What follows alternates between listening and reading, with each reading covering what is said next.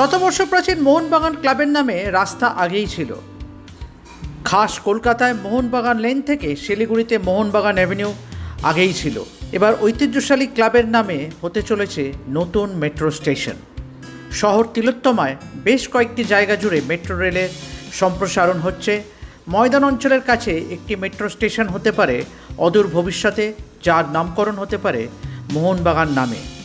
প্রাথমিকভাবে এই ব্যাপারে ক্লাবের শীর্ষকর্তারা যোগাযোগ করেন মেট্রো রেল কর্তৃপক্ষ এবং রাজ্যের পরিবহন মন্ত্রী অর্জুন সিংয়ের সঙ্গে। রাজ্যের মাননীয় মুখ্যমন্ত্রী শুভেন্দু অধিকারীরও সম্মতি দরকার। দিল্লি থেকেও পেতে হবে সবুজ সংকেত। পুরো প্রক্রিয়া হতে বেশ সময় লাগতে পারে। ক্লাব সচিব সঞ্জয় বোস কী বলছেন শুনে নিন। মোহনবাগান ক্লাবের নামে আমরা দেখেছি রাস্তা আছে বিভিন্ন জায়গায়। এবারে নবতম সংযোজন হচ্ছে যে মোহনবাগান শতবর্ষ প্রাচীন এই ক্লাবের নামে এবারে মেট্রো স্টেশনও হবে। যদি একটু বিস্তারিত বলেন যে কোথায় কোথায় এইটা হচ্ছে। দেখুন, ওই মেট্রো স্টেশন ইনক্রিজ হবে, একটা ওই আমাদের মাঠের গেট অবধি আসবে, ওখানে কথা হয়েছে একটা স্টেডিয়াম।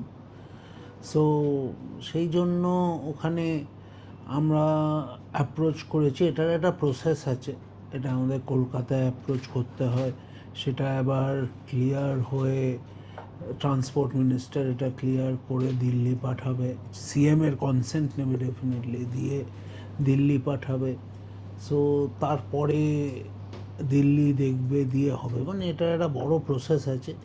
কিন্তু আমরা খুবই খুশি যে পশ্চিমবঙ্গ সরকার আমাদের নাম ফরওয়ার্ড করতে পারে এটা জেনে। আমরা আমাদের সভাপতি গিয়ে আবেদনপত্র দিয়ে এসেছে শ্রী অর্জুন সিংয়ের কাছে।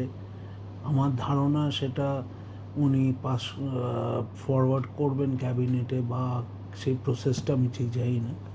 তো সিএমের কনসেন্ট নিয়ে এটা দিল্লি যাবে। এটা কত বড় মানে গর্বের মুহূর্ত হবে মোহনবাগান ক্লাবের জন্য, কেননা এন্ড অফ দ্য ডে শতবার্ষিকী। হ্যাঁ, ডেফিনেটলি এটা গর্বের মুহূর্ত, এটা খুবই বড় জিনিস যদি ওখানে একটা মেট্রো স্টেশন।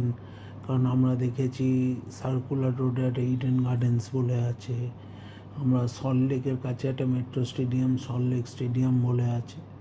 তো সেখানে একটা মোহনবাগান অ্যাথলেটিক ক্লাবের নামে যদি হয়, এটা একটা স্বীকৃতি দেওয়া হবে এই শতাব্দী প্রাচীন